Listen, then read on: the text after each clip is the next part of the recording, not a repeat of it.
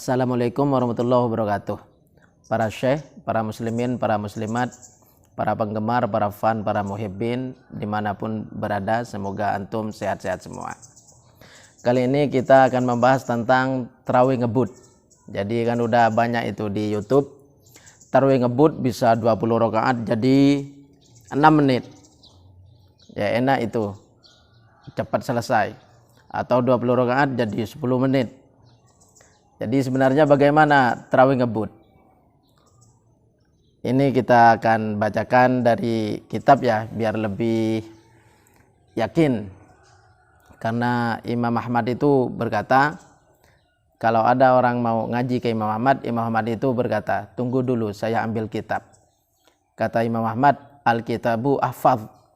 Jadi kalau pegang kitab itu lebih hafal, artinya kitab itu lebih hafal. Artinya ketika pegang kitab itu apa yang disampaikan lebih meyakinkan. Pertama, bahwa orang yang tidak sempurna sholatnya, saya katakan ini tarawih ngebut. Karena kalau dilihat sepintas dari video tersebut, tumaknina dalam rukuk sujudnya tidak ada. Jadi ini saya bacakan hadis dari kitab Jami'us Shaghir. Ini kitab Faidul Qadir Syarah Jami'us Shaghir. Hadis 1040. Dari hadis 1040 dibacakan ya.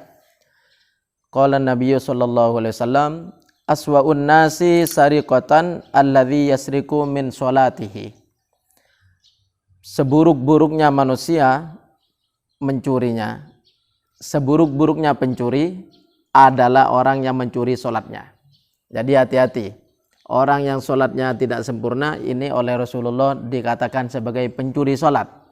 Orang yang tarawih ngebut misalkan, kalau rukuk sujudnya tidak sempurna, tidak ada tumakninanya, ini disamakan dengan pencuri. Aswa'un nasi sariqatan alladzi yasriqu min sholatihi. Seburuk-buruknya pencuri adalah orang yang mencuri sholatnya.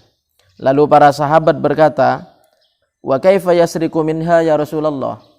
Apa yang dimaksud orang mencuri sholat itu? Lalu Nabi menjawab, la yutimmu ruku'aha, yaitu orang tersebut tidak menyempurnakan rukuknya. Jadi boro-boro dia baca subhana rabbiyal azim 3 kali. Dia langsung begini kan, waswus 20 rakaat jadi 10 menit. Jadi dibayangkan itu, 20 rakaat jadi 6 menit. La yutimmu ruku'aha, rukuknya tidak disempurnakan, wala sujudaha, sujudnya tidak disempurnakan. Wala khusyu'aha, juga tidak khusyuknya.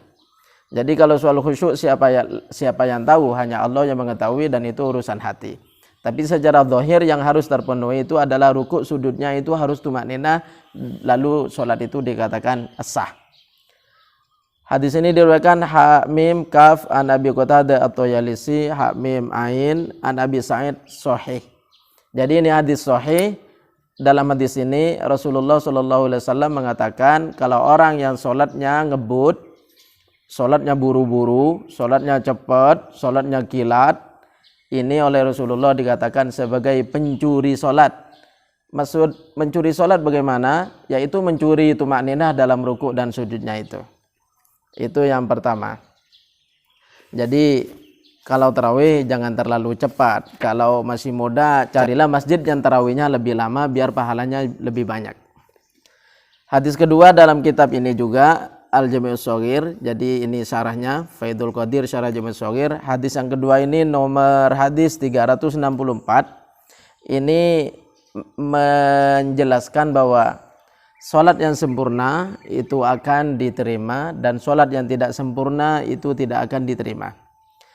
Hadis nomor 364, qala Rasulullah sallallahu alaihi wasallam, idza ahsana ar-rajulu sholata fa atamma ruku'aha wa sujudaha qalatis sholatu hafizakallahu kama hafidtani.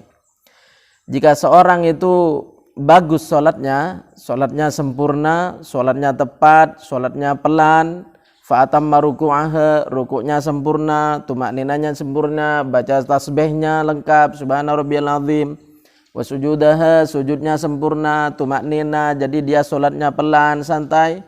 Qalatis sholatu, maka sholat itu akan berkata padanya, hafizakallah, semoga Allah menjagamu. Hafidzakallah, semoga Allah selalu menjagamu. Kama hafidtani, sebagaimana engkau telah menjagaku.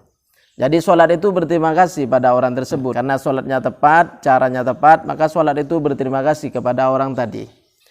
Semoga Allah menjagamu sebagaimana engkau menjagaku. Faturfa'u, maka sholat ini diangkat, yakni diterima sholat seperti ini. Sebaliknya, ketika sholat itu buruk, tumakninanya tidak lengkap, jadinya tidak sah, maka sholat itu akan dipukulkan, dilemparkan ke wajah orang yang sholat itu. Ya tak camat huren orang lok ratu kena pada orang hari beri lok ratu pakai kompet pakai tapo kaki begitu.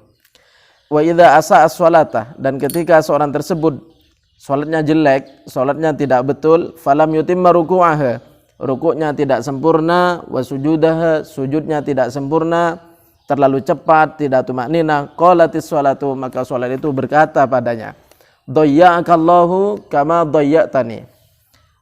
Mudah-mudahan Allah mencampakkanmu sebagaimana engkau mencampakkanku. Kayak bahasanya mantan lu macam ya.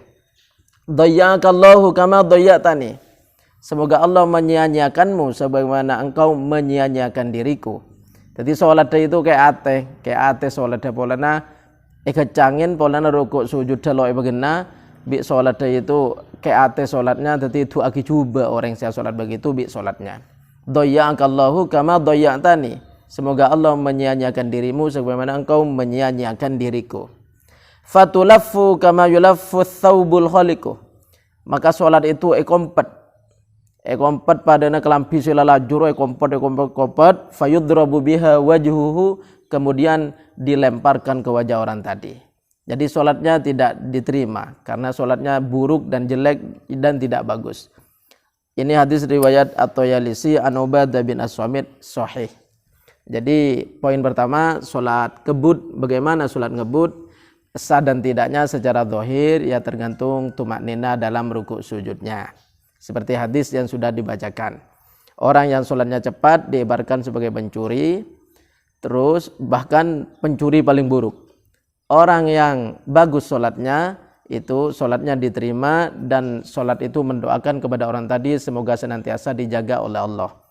Terus orang yang salatnya buruk, salatnya yang terlalu buru-buru, rukuk sujudnya tidak sempurna, itu didoakan oleh salatnya semoga dia dicampakkan sebagaimana ia menyia-nyiakan salat tadi, dan salatnya tidak diterima. Demikian yang bisa saya sampaikan soal bab tarawih ngebut ini. Semoga ada manfaatnya, jadi kita lebih berbenah nanti ketika tarawih bisa lebih santai. Semoga ada manfaatnya. Kurang lebihnya mohon maaf. Kalau ada kesalahan, saya harap antum komen mana yang salah dan nanti kita perbaiki lagi. Hadanallahu wa iyyakum. Assalamualaikum warahmatullahi wabarakatuh.